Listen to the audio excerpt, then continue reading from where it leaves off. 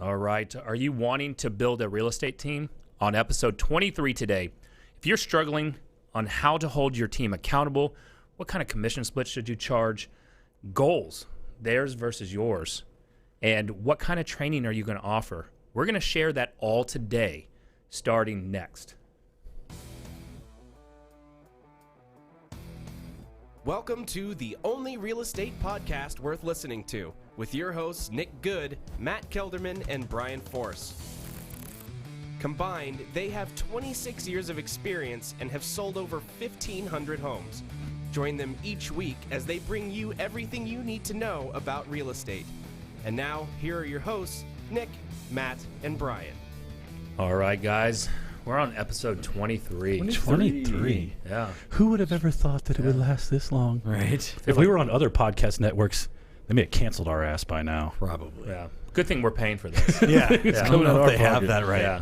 As long as our card goes through, it's all right. So, all right. Guys, real quick before we get started, episode 23 is about how to build your real estate team. We've got several questions and struggles and concerns that people are having when we ask in our Facebook group, the only Facebook group worth being a part of.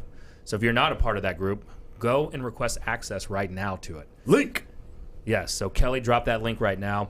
And of course, this podcast is now brought to you by touracademy.com. Yeah. And I don't know if Derek can throw up our You Tour flash our Academy. new logo? Check Yeah, that let's see if he can throw that logo up there. Oh, yeah. So touracademy.com, and we're rocking a new logo right now. So I think it's up there, maybe not. It is. Thumbs up. So Derek, yeah. So Very nice. So we're gonna go over building teams, but right now we've got a photographer and videographer in here. Yeah. David. He's filming us today, getting us ready to look good and shine on touracademy.com. We're doing some promo videos. I bought this tie today. Yeah, I think we need to comment on the fact that, like, I told Nick this when you were in here shooting your little thing earlier that everybody will see.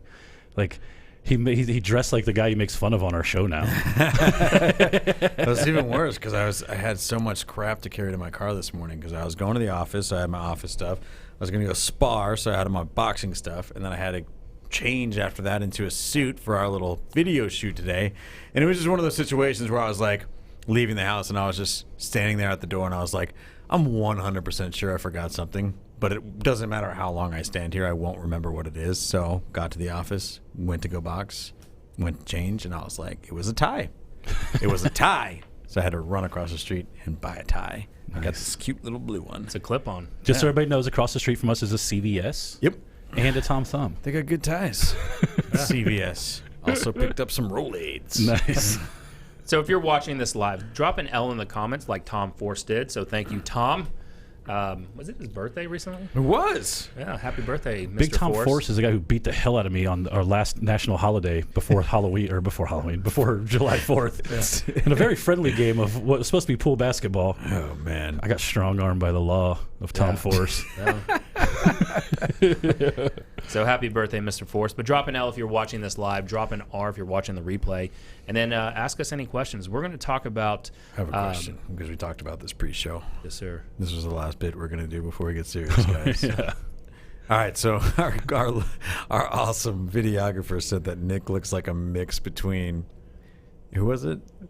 I don't know. Who was it? Dan Bilzerian and... He looks like a mix between Dan Bilzerian and Taylor Lautner from Twilight, which put us all into a fit.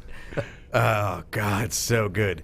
Matt says that we're going to laugh our asses off because we won't be able to just unsee terrible. it whenever he says who he usually gets who And I'm he looks hoping like. the beard has made this go away, but I used to get the ugly brother from Blossom. Not Joey. The big nose bastard from Blossom. I have no idea who that is. Yeah, well, Google it. He's right next to Bilbo Baggins. Yeah, That's right. Derek, can you throw up I don't even know how you would Google that. Don't do it right now, but at minute What am I 30, even supposed to just search for that? Ugly randomly- Blossom brother. Yeah. And I guarantee you that some bitch is going to be the Randomly, first it person doesn't who matter pops what up. we're talking about. Randomly, at some point during the show, just throw up a picture. Wait till I'm making a really good point, then slap that guy in there. Just go to him. So if you're watching, comment below who everybody on the show looks like. and we'll give you a prize. I don't want to play that game. What kind of? All right. So we're talking about how to build your real estate team and how to manage them. So, when we were kind of asking around about this and talking yesterday and in our pre-show, we kind of threw out the struggles we're going through. And some of the things that we can cover, and if you have any questions or comments down below, we'll see what you're typing in. But, one of the things that everyone really talks about is, look, you get an agent on, then what do you do? Yeah. Right. So there's kind of two things you can do with it. It's agent accountability. What is their goals versus your goals, and do they match up in line? How do you hold them really accountable, or can you? Yeah, that's the other question. And then how do you train them? Like all of it. How do you do any of it? Yeah. It all seems like stuff you should have figured out before you start talking to people, but I think the surprisingly biggest don't. thing, well, I mean, that's one of the things, what you just said right there is probably one of the biggest mistakes that people make, is they bring agents on before they bring anything else, right? People have this idea, and I'll say this as somebody who is very much responsible for growing our team and bringing on quality talent and all this type of stuff. It is a middle of a burp right there.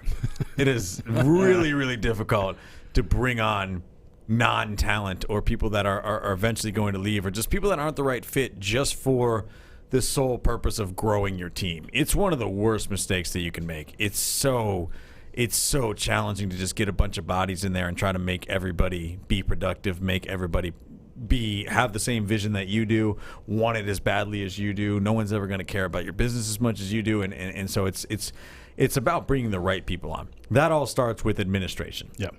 If you're an individual agent, you're doing very well, and you want to start to grow a team, understand that you're doing very well because of the things that you do behind the scenes that you're not going to be able to do anymore when you start to grow a team. So you've got to get that stuff covered before you do anything else. Look at that guy. Tell me I'm not that guy. The dude on the left. Oh, God. Tell me, and I will tell you what, I will post in our group a picture of me pre-beard, and I am, dude, that is my high school senior portrait from 1997, except Blossom's in it. That is dead on. I'm telling you. God, it's so unfortunate. Oh, man. Wheels are coming off. Just leave that up the whole episode. Just flash it every now and again. If you're listening to this on iTunes, go over to our Facebook page or YouTube. If there's any reason to watch this on video, you'll definitely want to watch this one on video. But Brian, you were. What I was saying is that you should not you should not be starting a team just for the sake of starting a team. You've got to have a couple of things. One, you've got to have value to offer. Just because you're good at what you do doesn't mean that you can train other people to be good at what you do. Yeah. And the way to do that, the way to be able to train other people to be good at what you do, is by having infrastructure in place so that you can actually train people to do what you do well, while them not having to worry about all the little crap that they would need to worry about as an individual agent. So if you're bringing on buyer's agents because you have too many leads, your problem isn't that you have too many leads, is that you have no system to support the amount of leads coming in or business that you're doing or whatever. Get admin first. Then you can leverage that into recruiting agents and building your team. I think there's a little bit about what your expectation needs to be as the team leader also, right? Like, understand that you're probably in a position to build a team if you're doing it correctly, because you've been crushing it as an individual agent. You probably have a super high work drive. You're probably better than the average real estate agent too, and you're not going to be hiring yourself over and over again. There has to be a bit of grace extended that you're bringing on new people who are going to ask the most foolish of questions, right? That you're going to have people who you know are talented that never realize that talent because they just don't want it as bad as you do for them. There's a lot of reasons why the people will fail that don't have anything to do with your failure as a leader. It has to do with some people just don't want $100,000 a year. Some people are totally comfortable with $60,000 a year and it being a supplemental income or just closing a deal a month. That was the hardest part for me, right? Before we were business partners, and I was struggling with that side of it. I thought every single time somebody left, I was a personal failure on my part. Right. There probably was some things in there I could have done better. Of course. But there were also some of those people who didn't renew their license when the year rolled over. They were out no matter whose team they were on. Right? 100%. So I think there's a lot of things that go into it. So when you're starting, all right, let's just say you're going to start a team, regardless of the advice we give in the beginning of should you really start one or not. Well, let's say you've got those things covered, right? All right. All you're responsible for now are the 5 things real estate agents are supposed to do, right? Generating appointments, going on appointments, signing contracts, or signing agreements, signing contracts, and going to closings. If you've got everything else covered in your business and somebody else does everything else, now you're ready to start a team. So, all right, then let me rephrase this question because I was going to ask something different. But let's go into, all right, you have those 5 things down, and is it about just generating leads, or because we can generate a whole bunch of leads and throw them at agents and attract them in. What if you've got those 5 things down, what's the next step? Is it all right?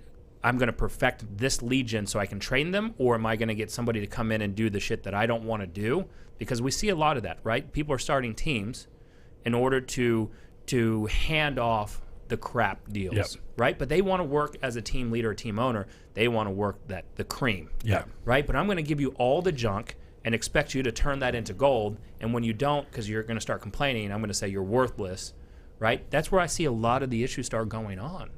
So is it what is one of the best things to do? Should we focus on training? Should we focus on nailing down our lead gen? Or what do you guys do? Because I can tell you what we do and then go into it. I think here's the deal: is I don't think you can do either of them in a vacuum, right? There has to be obviously leads coming in. Newer agents who are struggling in the business, they're looking for some assurity that there is warm-ish business they can go and work. And I do think as a team leader, there is some responsibility for you to bring people some business. So you have to do a little bit of that. But if you don't have the ability to train up, again, I'll use myself as an example. I know for a fact there was a guy on our team who probably should still be in real estate that I just didn't connect with. It wasn't that he didn't work hard. It wasn't that he wouldn't put in long hours. He failed on the phone. He failed at his chosen form of lead generation, but I also couldn't skill him up in a way that reached him either, right? So I do think there's some accountability to that training part of it. And I don't know if it can really be super automated. All the big brokerages have really great training, right? Like there's plenty of opportunity for people to go to classes in the brokerage we work at. Here's right? the thing, like I'll say 2 things. If you want to recruit agents, just any agent, if you just want to start recruiting a ton of agents, generate a lot of leads. And agents will come flocking. Just put some stuff on Facebook and be like, we got too many leads. We know some people that do that. It's Yeah, hilarious. exactly. We make fun of them. We have a group text going all the time that we just make fun of other people in the industry. And I'm how waiting they for y'all just to slip up and just say the just name. say different names. Accidentally. Yeah. You know who you are. We got a separate one between me and Brian, then we just bag Nick on Nick. Yeah, exactly. We talk so much crap about you. If you want to recruit agents, just get bodies in the room, generate leads. If you want to keep agents for the long term and actually make them successful, I'm burping so much today. Invest in training them and mentoring them and nurturing them so they can actually be successful, right? The reality is most people have this really, really skewed viewpoint. I'm talking about agents, have a real skewed vision of real estate. Like it's hard to generate leads. And so they'll go join a team because the team's got leads. Generating leads in real estate is the easiest thing in the world. It's the easiest part of real estate. I'll give you a hint. Go to colerealtyresource.com and download a bunch of names and phone numbers. Those are going to be leads, right? Yep. And just start calling people. You're going to have to work harder if you do that, but those are technically leads, right? Where people slip up is they just hand you a bunch of leads, okay? Then you say, come join my team because I've got all these leads, right? And then they just put them in a room. They put them on the phones. 6 months later, they haven't converted anything, and these people leave. Yep. Because you haven't poured into them. Because you haven't taken the time to sit there with them day in and day out and make them all better in the room.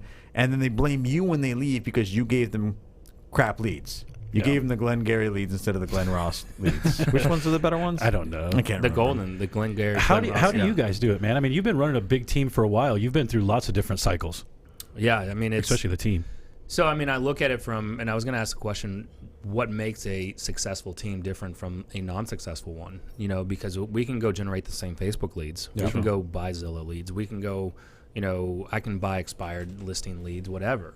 And I do believe it comes down to pouring into your people and helping them on the fly. So, for example, yesterday, one of my agents was talking to a seller lead, and I think it was an expired.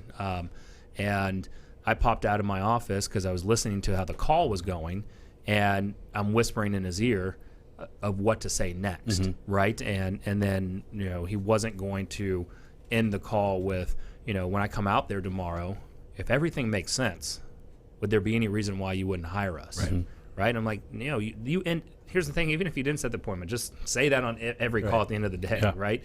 And he ended up doing it and signed the listing. right? And this agent is fairly new in the business, not a lot of transactions under his belt. Right. So I would say that it's more of the training and the hands-on experience, because we can train, right? We can talk at people, but is it being absorbed?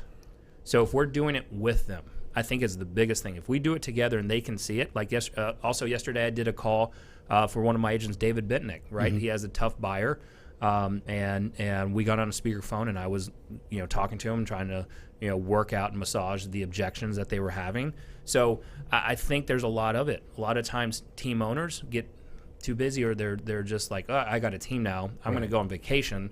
Why aren't you guys selling lots of houses and making me lots of money? Yeah. Brian and I had a conversation the other day. You have to earn the right as a leader to leave the room. We had an opportunity to pick up some office space, which we kind of feel like we need, but we've also got room for like 2 or 3 other people, so don't get too ahead of yourself, right? Like fill the room up first before you go buy more space. And Brian and I were having that conversation, and that's kind of what I said to him. I said, I think we're not in a position to leave the room for that exact reason. We're still coaching minute to minute. Shit, he did it to me the other day. I was on the phone with an expired callback, and I threw out like the most rookie of lines. I was like, well, when's a good time for us to meet? Right? And Brian's like, he just turns around, looks at me, and he's like, whipped around in my seat. He's like, suggest a time. I was like, what are you doing, right? We lose that opportunity. And the reality between, and I said it today earlier when we were filming some of this video stuff with Tour Academy. That is one of the huge advantages, I think, to the right leadership and the right coaching. Not just Tour Academy, the teams you're on, is the person who's the rung above you should be in the room coaching you, right? Adam says that, and I'm sure a lot of huge business owners have done this. It comes from the top down. If there's one link broken in that connection to the top, the whole thing crumbles, right? We've seen it happen in market centers, with leadership. We've seen it happen with teams, with CEOs. We've seen it even happen with just sales directors in a smaller role on each individual team. You've got to have the person to replace you right below you to keep the pace in the room. We don't have that yet, right? So we haven't earned our right to be out of the room because we're still having those types of conversations. But that's what you should aspire to as a leader, right? People, like you just said before, Nick, people think that they're just going to start a team by getting a bunch of leads and throwing a bunch of agents in a room and going on vacation and say, why aren't you guys selling a lot of houses? Your goal as a leader should be aspiring to find that person who's going to be in the room, helping, coaching, train, mentoring, all that type of stuff. It doesn't always need to be you forever. It should be in the beginning, but that's what your goal as a leader should be, is to aspire to replace yourself in that role. 100%. And they also have them do the things they don't want to do, right? Yeah. So I don't train my agents on door knocking. I'm not going to door knock. I've said it before. I'm a cold caller and I'm a prospector, but I'm not going to door knock.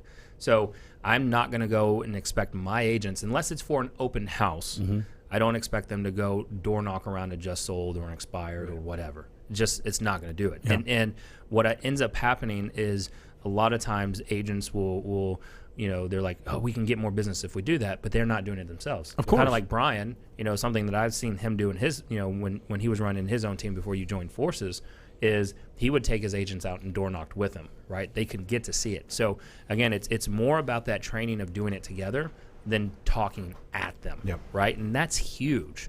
And the other thing is understanding accountability. So when we talk about accountability, you can set goals. I can say, Brian, you need to recruit 15 people to the team this month. And if Brian doesn't buy into that, I can say, all right, 15 people is going to mean that you need to meet with 50 agents, right? And all right, you're saying, yep. But in your head, you're like, dude, it's not my goal. It's not my goal, right? And then I'd sit down with our weekly one-on-ones. I'm like, dude, you're way off. What's going on, right? You can't hold people accountable to your accountability. They have to buy into it as well. Right? And that's the toughest part to in leadership and running your team. That's one of the most frustrating things that you really have to overcome. Right? And then you got to find their motivation. Like, Brian, what's your goals? Well, that's what it is, right? Like, if you're starting to build a team and you have a goal of, like, I want my team to sell 300 homes this year, like, good luck, because you just set the goal for a bunch of people who may not buy into that at all, right? Like, I know you guys, you use your own fancy program that you built yourself, but we use CTE. Right? The way that we figure out our team goals for the year is we add up everyone's individual goals, and CTE tells us what our team goal is for the year, right? And that's what we do. That's how we hold people I know you do the same thing. Our whole bit is when you come and join the team, I'm going to sit down with you on day one, and I'm going to say, how much money do you want to make this year selling real estate? Yeah. Between now and 365 days from now. And then we just back it out, right? If you want to make this much, you've got to do this many contacts, convert at this many appointments, right? Month in, month out, all that type of stuff. And then it's going to tell you how many houses you need to sell. And then I'm going to hold you accountable to that. Yep. Right? You're going to do your weekly self-assessment. We're going to have a team meeting. We're going to have one-on-ones if we need to or whatever. But I'm not sitting there going, why didn't you go on 2 appointments today? Right? If that wasn't your goal, then you're not going to care. And then we're going to have a lot of tension, and you're probably going to quit, right? What I care about is helping people reach their goals. And that's what we got to remember as leaders. It's like our job in this business or in any business, we're trying to help people create the lives that they want, not the lives that we want through them. It's help them realize their vision. If their vision is to make $50,000 a year, fantastic. I'll tell you how to do that, and I'll hold you accountable to that. I'm not going to hold you accountable to making $200,000 a year if you only want to make 50. But real quick though, when I always hear those statements, and that's something that I've always been coached on as well, right? It's their goals and versus your goals type deal. The problem is a lot of teams also will end up doing is like, well, my team only wants to do this. Yeah. Well, like on our team, we have a goal of 100 million, and that is our goal until we hit it and break it. And we're off this year, and it's going to be the same goal next year. It's 300. I think it's 378 transactions at our average sales price. Is that what we need to do? And so, all right, Brian, if your goal is to sell 15 houses, that's fine. That's yours. What that also tells me I need to do is I need to then also bring on more agents. Yeah, it puts the onus on you as a leader. So I have the talk every year when we do our business planning is saying, all right, here's what your goals are. This is what you're saying you want me to hold you accountable to. And Elizabeth, when she was running our team, would do the same thing is, all right, I have to bring on more agents. If that's the case, we're going to need to bring more people on. So what that could do is if we're not bringing on more leads, we also need to become more efficient with converting the number of leads that we're already generating, right? So you have to be okay with new people coming in. Yep. Or you can start looking at, is your goal a little bit more smaller, and you're just setting that because you're trying to stay within your comfort zone. David from last week on episode 22 talked about getting outside your comfort zone. Well, you got to run the analytics too, right? If it's going to cost you a ton more money to bring on more people, to generate a ton more leads to hit your goal, how much more money are you spending? So there's a sweet spot you got to find there. But I think that puts the onus on you as a leader, right? If you're trying to say, hey, our goal is 100 million, so you guys need to do more, that's going to fail.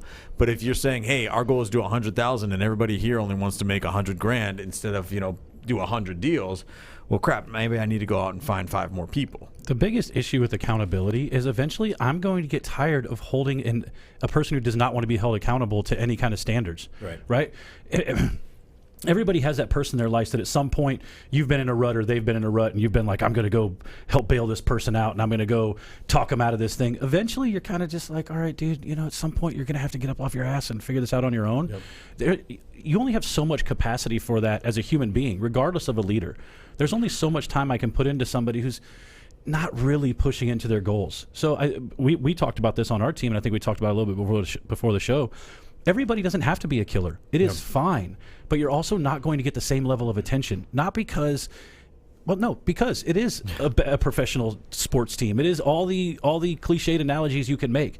The performers are going to get more attention. Yeah. The agents who don't show up to lead generate, who want to work from home and do all that stuff, that's fine. You can do that. You can use the team systems. We'll continue to work together.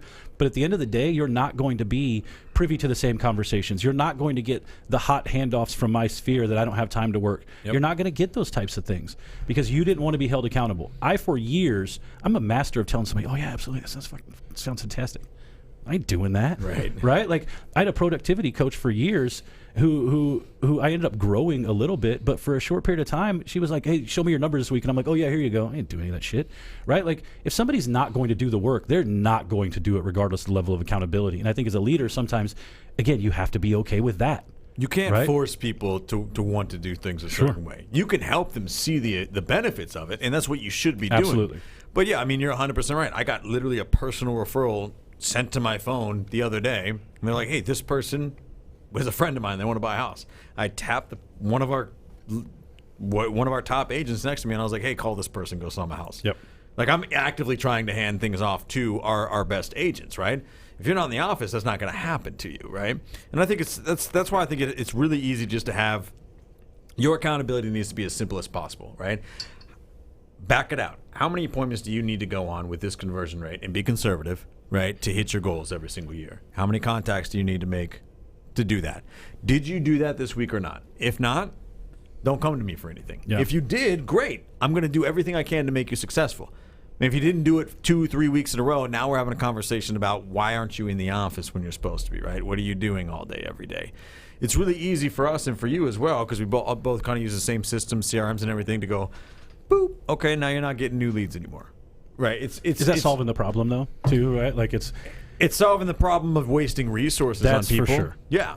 Right? I mean, if you're not taking leads, then you're not taking a lot of resources from us. Like, our staff is on salary regardless of whether we have 20 agents or 5. Yeah. You know, and I know yours is the same way. So your business is scalable at a certain point. So at a certain point, if people aren't pulling your weight, there's no reason to show them the door. Just turn their leads off, and if they want to stay with you, maybe they'll pop out a deal or two a year. And if they're happy, then fine. Yeah. So I have a different viewpoint on that, and that's, Well, you're wrong. Well, even Elizabeth, I'm sure Elizabeth Austin can chime in the comments. I mean, she ran our team for the last 2 years, right, up until the beginning of 2019, and this is something that we struggle with. Do we turn leads off if they are late? Do we turn leads off if they're not hitting this? And it's like, look, if they're late or if they're not hitting appointments, are they burning up opportunities? Yeah. Right? I mean, more than likely, they're probably not making enough calls. Yeah. So, I don't necessarily punish by turning them off. We have more of the talk of, look, we're grown adults. Yeah. Your business is aligned with our business. We're here to help make it easier. We're here to, once you get it in, to make sure that it stays your client and that we generate more from that. And with that, if you're not doing what you need to do, you're not making money. Yeah. And, if you're not making money, look, does that hurt us? Yeah, a little bit. Yeah. But we're going to be okay. Yeah. I see it both ways, too, because maybe just turning off leads isn't the answer. We've experimented with a bunch of different stuff. I say, not if you're not just there or whatever. Like, for us, it's very simple to measure the things that we require, right? When a new lead comes in, do you call it right away within 5 minutes? Do you change the status in our CRM, and do you apply an action plan? If you can't do those things, you don't deserve leads, right? So maybe it's not always the other things that we talked about. It's whatever your team is, whatever your accountability is going to be, boil it down to a few simple actions that people need to take. Because if you can't take those actions, you're not burning up my $5 per lead that we spend on average, right? If you can't do that, if you're not converting, we can coach you on that. And so I wouldn't say that, right? If you're not going on enough appointments and things like that, maybe that isn't the answer. But if you're not even stepping up to the plate when you're supposed to be, that's probably an issue. And I agree with that, right? And so that's a different viewpoint. And look, they're probably going to be on their way out. I mean, that'll be voluntarily on their part, probably. And that comes down to team standards, right? I'm going to tell you where my struggle is there's two things. One, team standards is really a struggle of mine, as well as where my leadership skills may be lacking in some department or how I view it is because when it comes to also accountability, like I don't want to have to hold you accountable every week to your numbers. Yeah. Again, we're all grown people, right? We're all responsible for our own mess that we make. Yep. And so we're here to help facilitate a better business, but I don't want to have to hold you 100% accountable every week to your numbers. We have systems in place for that. Yep. And if you don't take advantage of that, that's on you too, right? So I see myself more as a player's coach. That's what I think it is, man. I really do. I watched Seychelle Van Poole one time told me, like very, very early on my real estate course, like your culture will define itself by the people you have in the room. Yeah. And I think if you have the right people in the room and you're in, and this comes back to being in the room with them, and you're in the right kind of relationship with them, we all have people on our team, right, who've come to us and they tell you the personal shit that's going on in their life that they're struggling with. So you have an inside look into why they may be struggling. I don't think you can let that go on forever and just act like it's no big deal and just turn them loose. But at the end of the day, I think for the most part, people don't want to jack around, right? No. They would like to make money. And Nick's point is dead on. It affects their money way more than it affects ours. And that's always my fear with an agent who has the ability but just isn't closing deals for whatever reason. They got a bad attitude or some other bullshit, that they're going to leave the team and not come back because they're embarrassed about whatever it is, when they had all the ability in the world, they were just going through a rough patch, or money got super tight and they had to run back to whatever they were doing before. Those are the people I hate to see leave the industry. And we've been really candid about that. I think that's why we kept a lot of those people around, is because we are super, super candid about being there before, about what we've had to go through. I mean, Matt is probably the most open book of a leader I have ever met in my entire life. And I'm not like that. When I'm done at the office, like, I don't want you to know my stuff, what's going on with me. Like, I'm just way more of a private person. And I think that's been huge for us, because we both, in a lot of respects, just as far as our journey through real estate, have been very relatable and very candid with the things that we've been through as well. And really gone way out of our way not to. I think a lot of times leaders have a tendency just kind of to big time people a little bit, and that's something we've tried to stay so far away from. But then getting back to culture, it's also whatever your job or your capacity within your team is. Whether you're, I mean, Matt and I have a little bit of a different business setup because he's our director of sales, and I'm sort of responsible for other things. I lead gen way less than our agents do. I do mostly work with my sphere. I try to hand everything off that I can. So I'm mostly recruiting, building systems, accountability, coaching, mentoring, all that stuff is my job. So I have a little bit of a different day to day than our agents. Our agents don't come in and my day doesn't align with theirs the way that it does with Matt's. Like, our agents come in and Matt is pounding the phones, lead generating, so they can relate to that. I think it's setting a culture of always showing how much you care and how bad you want this, instead of being that leader that's just sort of up in the ivory tower watching over everybody else. Like, I might not have the same day-to-day as our agents, but I guarantee you, no matter how far away I move from the office, because I just moved, I will be there before all of our agents every single morning. I just will. It's just something that I have to have in my day. I don't care if I have to get up at 2. No one will ever beat me to our office. Right? And for the most part, unless I have meetings or I'm doing a podcast, me and Matt will be the last ones to leave. Right? It does not really matter how big our team gets.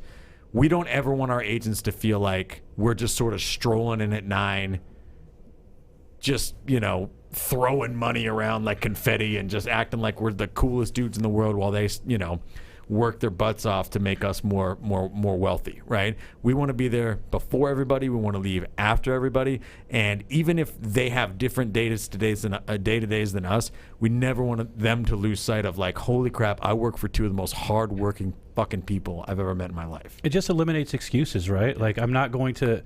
Like, there's a lot of stuff you can say I've screwed up or I've done or whatever, but you're not going to... From the standpoint of our team, they see us working hard, right? You, at the very least, allow your actions to be an example to your team, right? At the very least, start there. Yeah. So, exactly. I mean, so even Elizabeth just commented, right? So she's got a lot of comments in the thread down below. She's got a lot of ideas on leadership. Yeah, a lot of ideas. And look, she had 2 years worth. 2.5 years. She corrected me and said that she stepped out of leadership April 2019, not the beginning of the year. Nice.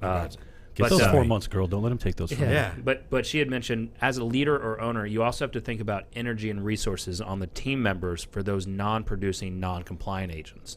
So, and what she's saying on that, if I can interpret this a little bit, is will those non-compliant / non-producers start to drag down your top talented team members?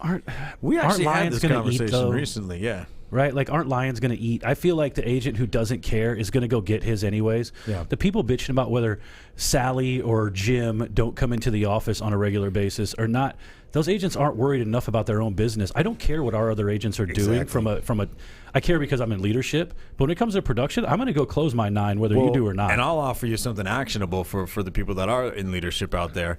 The people that you need to be talking to in that situation, if you have a situation where you feel like somebody is not a culture fit or bringing down the team, or you feel like somebody's going to affect your top producers, the natural urge is to go talk to the person that's bringing down your top producers. That's not the way to go, right? When because we just talked about this before, you're not going to make somebody want it more than they already want it, right? Or you're not going to make somebody want it as bad as you do if they just simply don't. The people that you need to go and talk to are the people you think they're going to affect. You need to love them. You need to pour into them. Your top producers, if you're afraid of them being dragged down, you need to get on them and show them extra love. Show them why it's different. Yeah. You need to treat them special and pour into them. Rather than trying to bring somebody up here, you need to keep these people that are already up here and bring them up here, right? Yeah. Keep them going even higher, because that person that's down here, they'll only drag everybody down if you feel if everybody else feels like you're pouring into them more because they're slacking.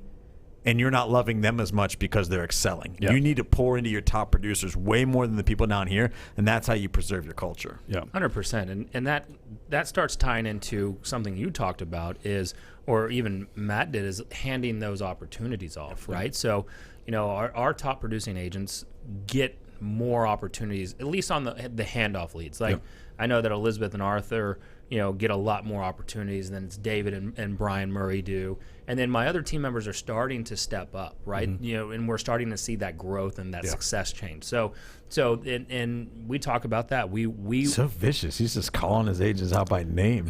He's like, here's the A team. I think on my team they know, Okay. right? And it's not, we don't hide it. I don't know, man. Betnick's got his own basically media company now. He's just like, That's right. He's got a personal trailer for his personal brand. That's nuts. Sexy bastard. 100%. But how do you continue creating opportunity for your team members, right? So that's something that's really starting to be big in the real estate game is all right, they're on your team. Yep. And a couple things happen. They are okay and will stay in production for a long time. That rarely happens, so that's a small minority that will happen to. They do business and then they end up leaving you because they think they can make more money on their own. They don't produce, so they just get out of business with you. Or you try to find and create opportunities with them, whether that is ownership in the team, ownership in other business ventures you're doing, whatever. Yep. So how do you start creating that opportunity for your people around you? I think that's huge, man. Like it's in such a hyper-connected digital world, if you're a successful team leader, you probably have your hands in more than one bucket anyway. So it's getting them involved in that, right? Like if you want to love on your top producers and you feel like they're gonna leave or they have better opportunities or this and that, personally, right? We're doing an assisted living facility right now.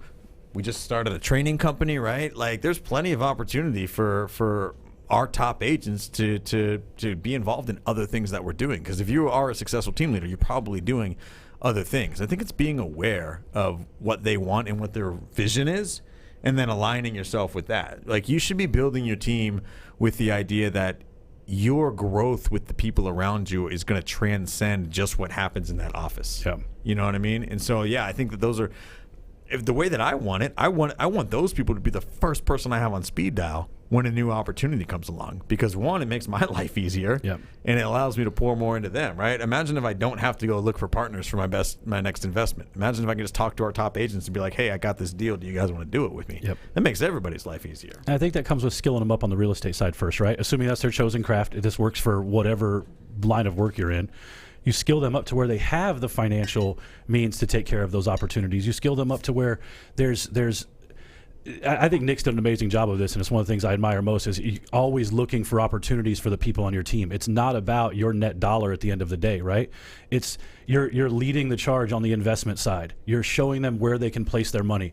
They've seen you do it at a high level and now can feel comfortable following your lead on those types of things. So from a leader's standpoint, it's not just providing the opportunity. I think some of it's forging the path a little bit. Yeah. You are going to have to take risks. You're already doing edgy shit when you're putting all your money on the line for other people, right? So I think there's something to do with leading from the front when it comes to those types of opportunities, because they are going to be, specifically on our team, we got younger people. It's getting them in a financial position first to where they're free from that stuff that stresses their normal day. Yeah. And they can start thinking about that opportunity of that money down the road, right? And as a leader, you need to be out ahead of them so you know what to do.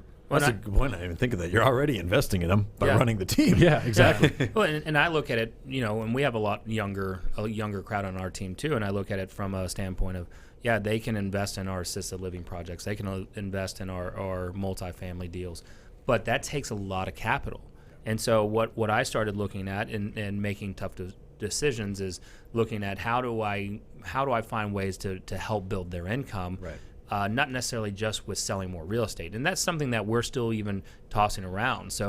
But that should always be on your mind. How can I increase their income? Right. And without running them into the ground, right? And helping them to leverage that out. And one thing that, if it's okay that, we can kind of pivot a little bit. This is something that I haven't prepared anybody for. So, and I want to brainstorm this. So let's say, as the teams continue to grow, we have some lot of producers our bigger producers really starting to grow on our team. Elizabeth, one, is killing it. I know I talked to her about her a lot, but Arthur Simon's business is taking off. Brian Murray, his business is one of the highest it's been in his career, right? And it's still growing. David, etc. How do you? And we've got a lot of leverage, but let's say that we'll take Elizabeth. We'll just use her as a hypothetical. Her business is exploding. How do you help leverage out more of her time?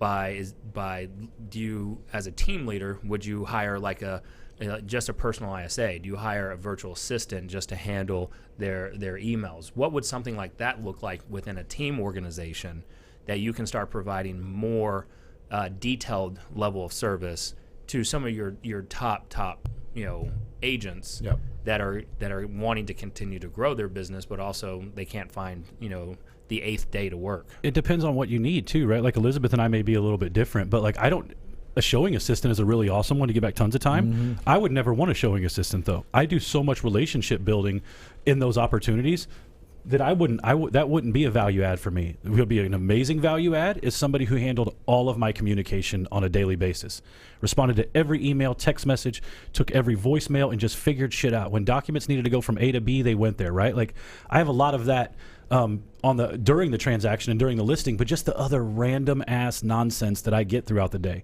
Somebody monitoring that from 9 to 5 for me and able to field all my phone calls and do everything. I mean, my phone's rang 4 times since we've been sitting in here, right? I don't know what any of those are about, but if I had the right person, they'd be handling all that on the background. Stuff would just be happening, right? So I think it depends on what that badass agent needs. But, I think a showing assistant's an amazing piece of leverage for somebody if that's the part of the business they're trying to unload. Yeah, and that's something where we kind of even struggle with, because a showing assistant may not be as strong. Like Matt, for example, you probably kill it, and that's where you develop your relationship and get a lot more of the referrals, Absolutely, right? So something of a receptionist style or answering service that is going to then communicate it with that person that, hey, Matt will call back between this time or whatever. They have access to your calendar. Or can they also help schedule a Calendly type call to get on your or they manage your database, right? Like Elizabeth and I both deal with a lot of referrals. There's business coming in through the day that it's like, hey, here's my notes on that client. Make this stuff happen, right? Connect them with this lender, put them in Boomtown, set up my follow-up with them, right? Stuff that just, there is no reason for me to do it. And as weird as it sounds, that's the stuff I'm bad at. I got scraps of paper everywhere reminding me to do stuff.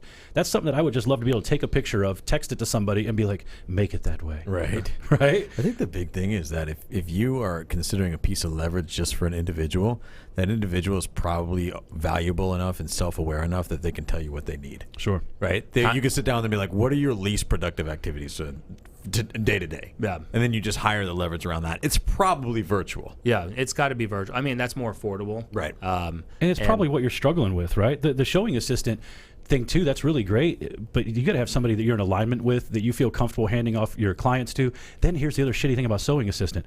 They're eventually going to realize they're doing all the hard work, and they're going to want to be a regular agent, and they're going to train somebody up. That position just morphs, man. Yeah. Well, in that position, showing assistant is actually designed to actually recruit for the team and help train them and see the systems, right? So it is building that bench, but it does suck for that team member who's doing that, and then they want to move up, and now they have to do it all over again. Yeah, especially if you have some synergy with that person as a showing assistant, right? You get a really great showing assistant, it's like, you could probably pay him more. And, at some point you got to figure it out. But that's just not something I would ever want to leverage. Yeah, we've been tossing around the VA, just helping buy more time and buy the agent's times back even more, because we do have some great staff members that on our listing side just kill it. But if you're on the buy side, it's a little bit harder to continue to hand that off because there's more hand holding. Yep. So if you're having to hold more hands, your emails, communications are starting to fall to the wayside, and so is your lead gen. So that could be something that I bet you we start seeing a little bit more teams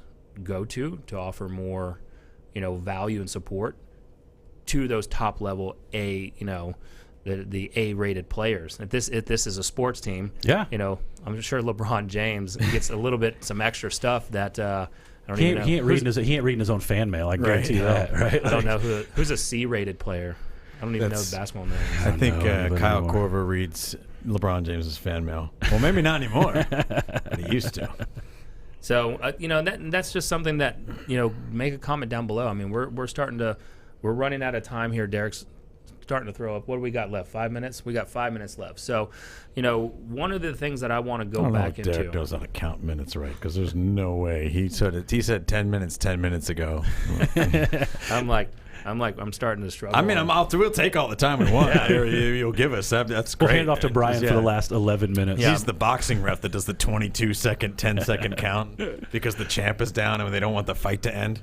What we need to do, though, is I still need everyone's help to go to iTunes, please. Yes. Go to our iTunes. And, Kelly, please drop our iTunes link in there. Leave us a review. If you're an audiobook person or you listen to podcasts in your long drives, there's just no excuse. You're already there. Yeah, leave us a review. 5 stars. It's got to be 5 stars. I'm not an iTunes person, and I went on there just to review us. Look at my dedication to us. It's a reason to go jog. I listen to podcasts while I jog in the morning. Do you listen to your own podcast? I listen to mine, and I listen to Entrepreneur on Fire. So there's a little shout-out to Brian listens back to his, and he's like, son of a bitch, that's a good point. Right? Man, I'm funny. I can't stand JLD anymore. I don't like his voice, but I like his guests. I am over his podcast. We're starting to beef. I listen to nothing. I don't educate myself. I'm just like a giant lump of a human in the room. I have been starting to find new shows other than the only real estate podcast worth listening to, which is what I listen to every day. Exactly. On repeats. On repeat, exactly. There's a new one, or not new, but they're pretty. If you're into the real estate investing game, check out the Real Estate Guys. Oh, yeah. Very good. My brother Austin Good and Lo Hornbuckle was just on there recently. That's a business partner of Brian's as well. And yours. And mine. I said as well. We know Lo. Yeah. Oh, Tom Force just is bringing up the best thing. So Brian and Lady did this, and then Brian and I did it a couple of weeks ago when we had a couple of beverages on a Saturday night. You should absolutely, not just our podcast, but any podcast, listen to it half speed. It is the funniest thing you will ever hear in your entire life. If you get a couple of drinks in you and just want to be funny, just go listen to somebody trying to sound intelligent on half speed. Oh, so good. It just sounds like everybody's just ripped out of their gourds. It's ridiculous. It's so good. Do you guys want to close the billionaire idea? Oh, my God. Do you have another one? Oh, my God, so many. If you don't know what this is, Brian has I'm just going to call it a box full of billionaire ideas, or what he would do when he becomes a billionaire. This one was inspired by my brother, who is a phenomenal individual agent, kills it. He also kills taking photography on vacation. It's ridiculous. He'll go away out of the country and come back, and he'll upload on Facebook, and you'll get a notification be like, Danny Force uploaded 793 photos to the album Ireland. And you're like, wow. Well, I know what I'm doing this weekend. Anyway, I thought it would be funny if I just spent a fortune on SEO for like a really, really common search term like Ireland, so that every time you searched Ireland and clicked on Google Images, I was in every picture on the first 50 pages, and you just couldn't get it off. So there'd be like some 12-year-old, he's like chiping, he's like, the coast of Ireland for school, and he's like, who is this guy? Every picture, I just need a picture of the Irish coast, and there I am out there in a boat, just like... I don't know. It's going to take more than just the SEO. I got to actually go and take all those pictures. It's going to be a real time investment. But just like, can you imagine if it was just like NASCAR? And it was just like me on the track. And it's like every picture. It was just relentless. But nobody knew who I was. I'll be a silent Billy. I'm like a Bruce Wayne type. Not a lot of people know who I am. The Marlins guy. Yes. He wants to be I'm going to go to every sporting event and dress up my jackass orange Marlins stuff. I got enough money to sit behind home plate everywhere. And I'm just going to make the whole world wonder, who in the hell is this visor-wearing idiot at every sporting event? The first time I saw that guy, I was so frustrated. Plus, I can't stand it when people go to sporting events and wear other people's gear. Oh, yeah. I went to a Cowboys game one time. Eagles weren't even playing, and Terrell Owens wasn't on the team, and there was somebody wearing a T.O. Eagles jersey. Yeah, that drives What me the hell insane. is wrong with that guy? It's the dude. It's the dude whose bit is like he's not really into sports, but somebody bought him a jersey for a birthday or Christmas years ago that he's never worn, and somebody invited them to a sporting event, and he couldn't get out of it, so he had to wear that jersey. Or if you have a Rangers jersey with your last name on it. If you get a professional sports jersey with your last name on it, I just we see differently on a lot of things, I think, in life. I think we effectively wasted the last 5 minutes. We've had lots of people tune out. Yeah. So Our viewers just. if you are still listening as we wrap this up, go to touracademy.com. Go get on our wait list. We are close to launching our courses. July 18th. 10 July days. 18th. It's coming. 8 days. We Holy got shit. an awesome video that we're releasing on that, and it's $97 a month. Nothing. No. I think it's awesome. Again, when we release this awesome video, you'll see some other cool stuff that we said about it. But I don't believe there's anybody who's going to tell you what they're really doing. You can get, I said it last week, man, you can get a whole lot of pump up rah bullshit. You can find a whole bunch of people who aren't selling real estate telling you how to sell real estate. You can find it. There's no shortage of people out there. It's going to be more expensive to not know what they're talking about, right? And again, I recorded my video last week. As I was going through it, I was like, dude, there's a lot of stuff in here that's you could use in a bunch of different ways. And I ended up going on some tangents and talking about how I use it for some other stuff. So it's not just it's what Nick was talking about, being in the office, leaning over when your agent is on the phone and being like, hey, try it this way next time. That's kind of what this is. Exactly what we're doing. Right? Yeah. So I it's just pretty said awesome. Real people, real results, real money. Real money.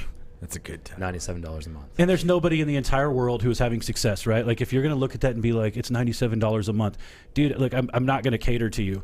Yeah. Dude, I was $97 dropping $2,000 a month on a lot of this stuff. Yeah. And I'm There's so much. If you are ever going to invest in your business or your personal life from a coaching standpoint, there is going to be an investment in that, and that's what serious people do. Yep. Right. 100%. So if that's not you, that's fine. Just watch the show. touracademy.com. Go to the only Facebook group worth being a part of. Join us in there. Nope, didn't get it again. The only Facebook group worth The being a part only of. real estate group worth being a part so of. close. Only Facebook group worth being a part of. He still even just did it again. It's unbelievable. What is it? The only. Never mind.